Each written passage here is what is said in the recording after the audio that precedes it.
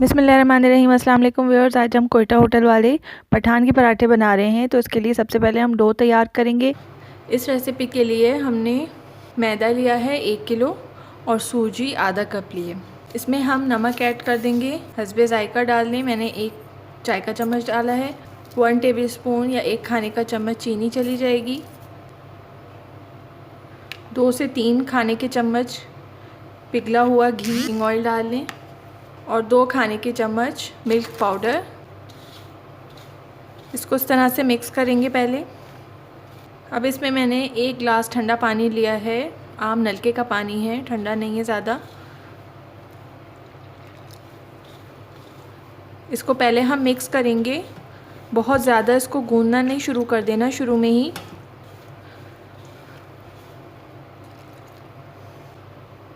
एक गिलास पानी पहले मैंने डाला था, अब तकरीबन आधा गिलास पानी मैं इसमें और ऐड करूँगी।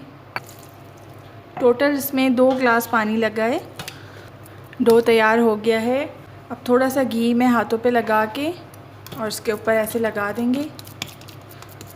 इसको कवर करके 4 घंटे के लिए मैं छोड़ दूँगी। फ्रिज में नहीं रखना, बाहर ही छोड़ना है।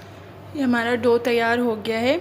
मैंने इसमें मैदा और सूजी इस्तेमाल की है, लेकिन इन दोनों के बजाय अगर आप फ़ाइन आटा इस्तेमाल करते हैं तो उससे भी ये पराठे बिल्कुल ठीक बनते हैं, क्योंकि फ़ाइन आटे में मैदा भी होता है और सूजी भी शामिल होती है, तो उससे हमें वही टेक्सचर मिल जाएगा। बाकी चीज़ें आप वही ऐड कर लीजिए, सिर्फ मैदा और सूजी निकाल के उसकी जगह पर फ़ाइन आटा इस्तेमाल कर लें। अब हम इस आटे के अलग अलग से पेड़े बना लेंगे। अच्छा, पेड़े बनाते वक्त और बेलते वक्त ख़याल रखें कि इसमें खुश्क आटा बिल्कुल इस्तेमाल नहीं करेंगे, बल्कि उसकी जगह हम ऑयल इस्तेमाल करेंगे या घी इस्तेमाल कर सकते हैं। मैंने एक प्याली में थोड़ा सा कुकिंग ऑयल निकाल के अपने साथ ही रख लिया है। ये मैं थोड़ा सा हाथों पे लगा लूँगी इस तरह से, नीचे सरफेस पे भी लगा लें। और इसी तरह से पहले हम इसके पेड़े बना लेंगे, जितने भी पराठे हमें बनाने हैं। मैंने इस डो से 3 पेड़े बना लिए हैं, क्योंकि मुझे अभी फ़िलहाल 3 पराठे ही बनाने। तो इसको मैं उंगलियों से दबा के थोड़ा सा बड़ा कर लूँगी।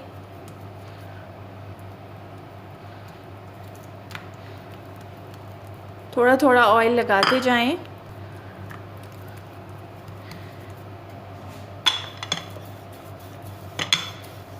बेलन पे भी हल्का सा ऑयल लगा लें ताकि वो चिपके नहीं।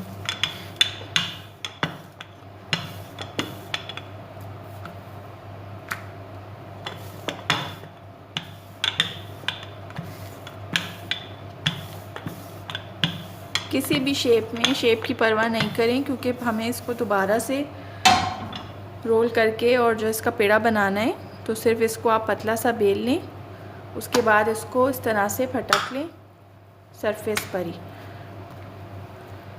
फट जाए तो कोई मसला नहीं है, उससे ये ख़राब नहीं होता। इस तरह से इसको खींच के लंबा कर लें और ऐसे 2 या 3 उंगलियों में इसको लपेट लें और इसके किनारे दबा दें। बस बहुत ज़्यादा इसको दबाना नहीं है, इसी तरह करके और इसकी ये शेप हो जाएगी। इसको रखते जाएं।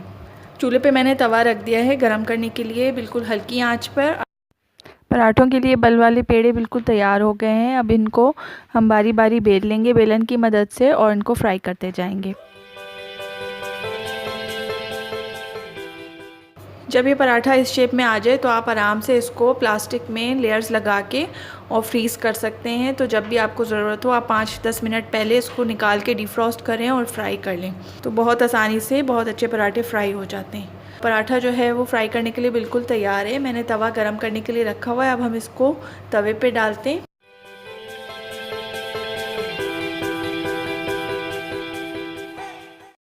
जैसे एक साइड से गोल्डन हो जाएगा तो हम इसकी साइड चेंज कर लेंगे।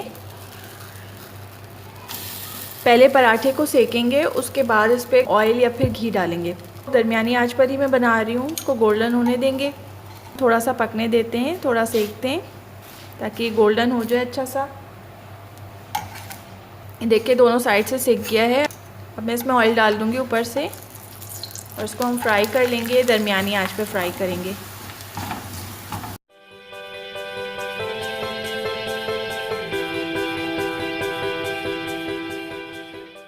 देखें दोनों साइड से गोल्डन हो चुका है। एक्सेस ऑयल इसमें से इस तरह से निकाल दें। मठान के पराठे खाने के लिए आपको बाहर जाने की ज़रूरत नहीं है। घर पे ही जब आपका दिल चाहे फ़ौरन से तैयार करें और बना लें। बहुत आसान था, थोड़ा सा ट्रिकी है, लेकिन अगर आप कोशिश करें तो आराम से बन जाते हैं। घर पे ट्राई ज़रूर कीजिएगा। मुझे कमेंट सेक्शन में ज़रूर बताइएगा कि रेसिपी आपको कैसी लगी है। देखने के लिए बहुत बहुत शुक्रिया जी। अल्लाह हाफ़िज़।